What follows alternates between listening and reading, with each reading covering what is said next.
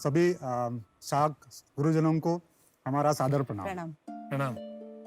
मेरा नाम है पांडुरंग। और मैं इनकी धर्मपत्नी वैशाली। हम बारामती महाराष्ट्र से आए हैं। शाक्स, क्या हुआ कि आप हमारे गांव नहीं आ सके? हम गांव के ट्रेडिशंस और कल्चर्स आपके लिए लेके आए हैं।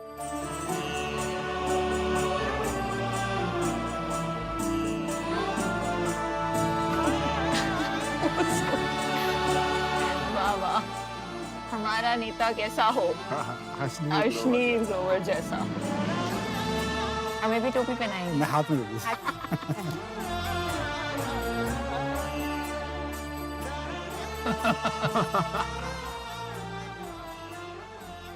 शार्क्स, आपने अक्सर ये देखा होगा, एक डॉक्टर का बेटा डॉक्टर बनना चाहता है, एक एक्टर का बेटा एक्टर बनना चाहता है, सही बात। और तो और एक पॉलिटिशियन का बेटा भी नेता बनना चाहता है।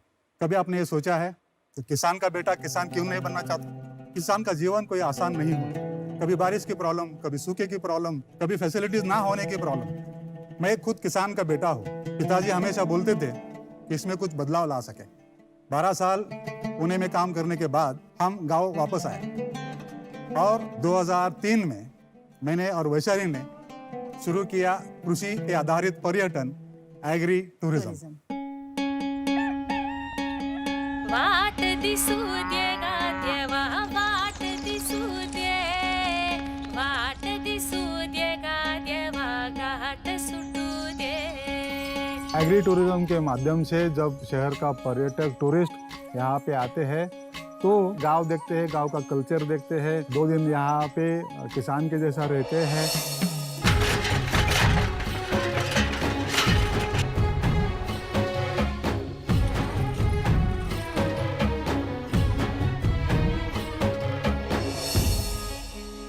खेलना कूदना, गाय का दूध निकालना, बावड़े में नहाना, खेत में थोड़ा काम करना। हमारे जो टूरिस्ट लोग के जो छोटे छोटे बच्चे हैं उनको हम लोग बोलते हैं कि आप ये नेचुरल पत्थर ढूंढ के लेके आओ, फिर हम उन्हें यहाँ पे पेंट ब्रश वगैरह सब देते हैं और उनको ऐसे पेंट करके सुंदर सुंदर डिजाइन बना सकते हैं। और इसी माध्यम से शहर में रहने वाले जो टूरिस्ट हैं वो गांव के मिट्टी से जुड़ जाते हैं। एक बचपन लौट आता है उनका। देखते देखते महाराष्ट्र में आज 600 किसान हमारे साथ जुड़े हैं। ये 600 किसानों को 2018-19 में 7 लाख टूरिस्ट ने विजिट किया है और 53 करोड़ रुपए का इनकम उनको प्राप्त हुआ है। आज हम यहाँ 50 लाख रुपए इन्वेस्टमेंट चाहते हैं और उसके बदले 5% इक्विटी आपको देना चाहते हैं। ये इन्वेस्टमेंट इसलिए चाहते हैं कि आज हिंदुस्तान में 15 करोड़ फार्मर है। 1% भी अगर फार्मर उसमें जुड़ जाता है तो कम से कम 15 लाख आज फार्म हो सकते हैं। और पिछले साल 23 करोड़ लोगों ने डोमेस्टिक टूरिज्म किया है। उसमें से 1% भी अगर हमारे साथ बुकिंग आता है तो आप सोचिए कितना बड़ा अपॉर्चुनिटी है। हम ये इन्वेस्टमेंट इसलिए चाहते हैं ताकि किसान का भी बेटा बोले मैं भी किसान बनना चाहता हूँ और गांव में रह के शहर में नहीं आना चाहता हूँ। धन्यवाद। जय जवान जय किसान। धन्यवाद। धन्यवाद। बहुत बहुत अच्छी बात। पांडुरंग आणि वैशाली, Yes. तर मला तुमची पिच खूपच आवडली थँक्यू, आणि धन्यवाद। तुम्ही सांगतात ना लय भारी.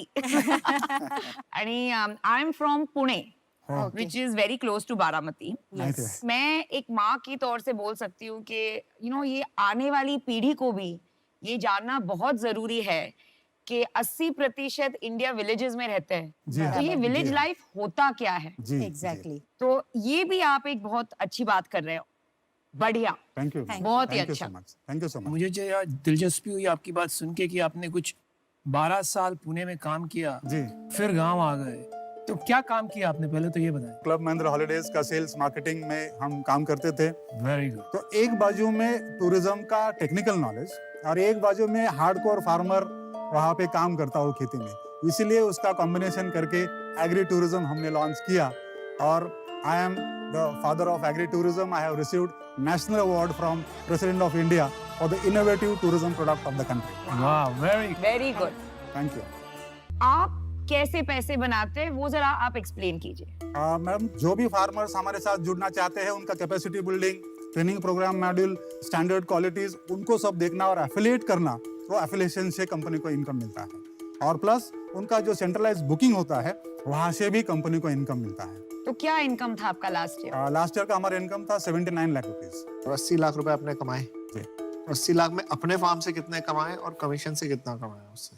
सर उसमें से अप्रोक्सीमेटली अराउंड 30 लाख रुपए हमारा फार्म से आया। आपके पास कैसे आते हैं लोग, कस्टमर कैसे आते हैं? सोशल मीडिया से और वर्ड ऑफ माउथ से ही ज़्यादा अभी टूरिस्ट हमारे पास आते हैं। लास्ट ईयर मेरा फार्म में अगर देखेंगे आप, ऑलमोस्ट 23 कंट्रीज से लोग आए हैं।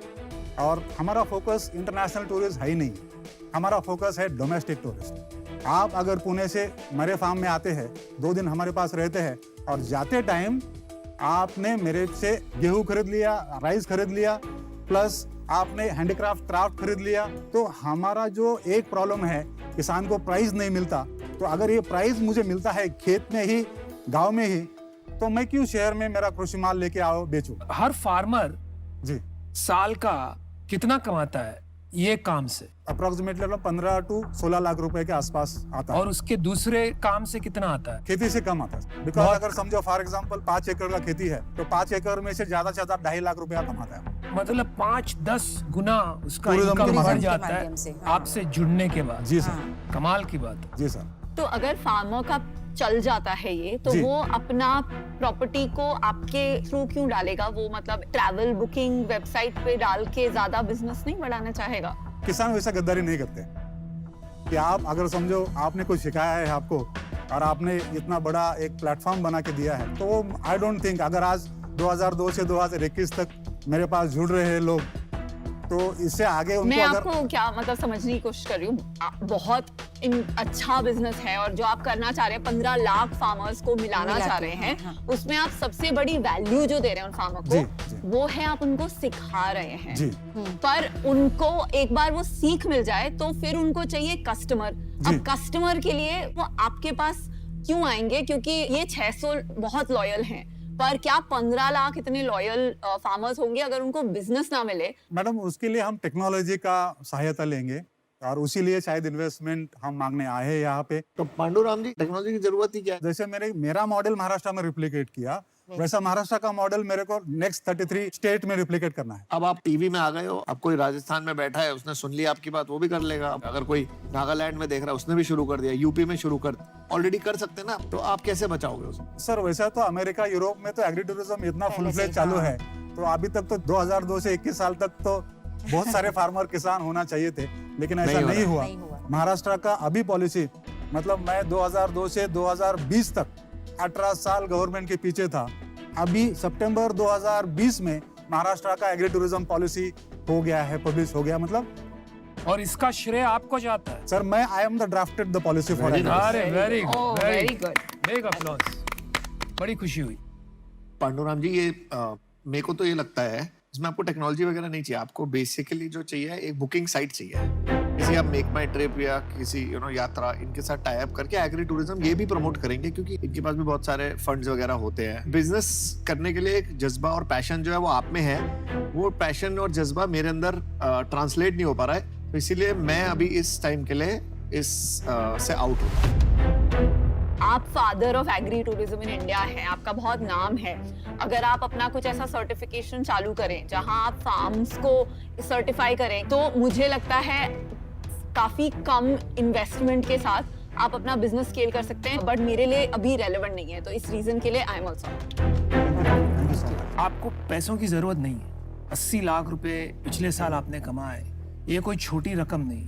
1-2 लोगों को साथ लेके आगे बढ़ोगे तेजी के साथ, तो ये डबल भी हो सकता है। इन्वेस्टर जो 50 लाख डालेगा वो तो 5 करोड़ चाहेगा, तो वो दलदला है। तो इस कारण से I wish you the best, but I am sorry, मुझे आउट होना पड़ेगा। Thank you sir. Thank you. देखिए, इसमें 2 चीजें हैं, एक डिमांड है, एक सप्लाई है। जी, आप दोनों चीजों को सॉल्व करने की कोशिश कर रहे हैं। जी, और अभी आपका जो एफर्ट लग रहा है, मेरे को वो लग रहा है डिमांड पे ज्यादा लग रहा है आपका। तो आपको अपना मॉडल चेंज करना पड़ेगा, कुछ सप्लाई स्टैंडर्डाइजेशन करना पड़ेगा। तो मैं इससे आउट हूँ। तो पांडुरंग जी और वैशाली जी, इस शो में एक अच्छी सीख है बहुत सारे फाउंडर्स के लिए। हर एक फाउंडर को फंड्स और इन्वेस्टर के झंझट की और टू टेक्नोलॉजी, ये थोड़े बज वर्ड्स हो गए, ओके, लाइक ग्लैमरस वर्ड्स हो गए, पर उन्हें सचमुच सोचने की जरूरत है कि क्या हमारे बिजनेस को ये 2 चीजों की आवश्यकता सचमुच में है कि हम ऐसे ही इसके पीछे दौड़ रहे हैं। तो मुझे लगता है कि आपको आज बहुत अच्छा फीडबैक मिला है। आप सोचिए आपके बिजनेस के लिए क्या इम्पोर्टेंट है, जी जी, और इस वजह से मैं भी आउट हूँ। Thank you and all the very thank you best. So much, बड़ा अच्छा लगा आपसे। Thank you sir.